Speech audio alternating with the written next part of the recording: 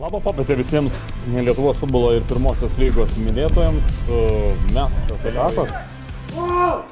Dar vienas bandymas, šį kartą kitaip. Šį kartą orų skrieja kamuolys ir smūgis dabar kampinis. Ir čia pavyksta kombinacija. Nežinau, čia taip ir buvo sumanyta, tiesiog spontaniškai taip pavyko padaryti. Nieko ten nelaukia. Amiras. O, kokia gražia įvartį! Amiras Sakalarovas. Pusė, jeigu nedaugiau įvarčio, yra jo darbas. Ir sumanytų taip atlikti žaibiškai perdavimą į priekį, kur varžovai buvo šiek tiek užsimiegoję ir taip.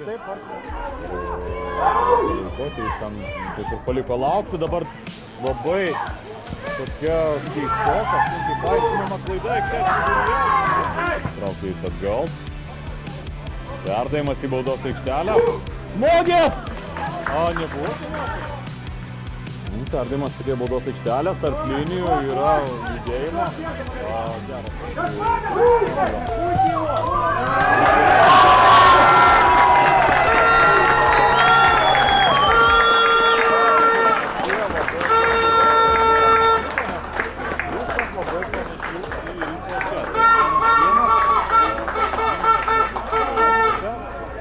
Baltijos futbolo akademija tarsi iš niekur lygina rezultatų futbolo akademijos tipo žaidėjo. Pakelimas labai pavojingas ir šuolyje. Kanaška išmuša kamuolį.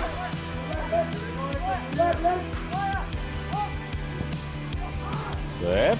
Ir kamuolys vartos. Visiška nelaimė ir visiškas nesusikalbėjimas. BFA akademijos gynyboje ir ne pirma standartinė situacija, jau minėjau, kad matome, kad yra nemažai dešinėjame krašte vertėtų gynybą pastiprinti. Čia dar viena klaida ir tokių papildomų gaisrų apsiginti aikštės šeimininkams nuo oponentų kampinio. Bet ataka tęsiasi ir toliau, vienu lietimu. Kamuolys.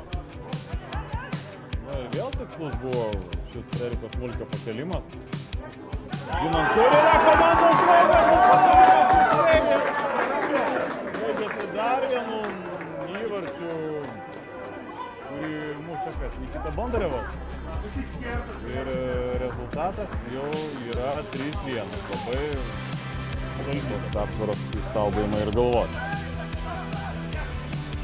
Baudos aikštelės, kova dėl kamuolio. Ir laisvas plotas smūgis.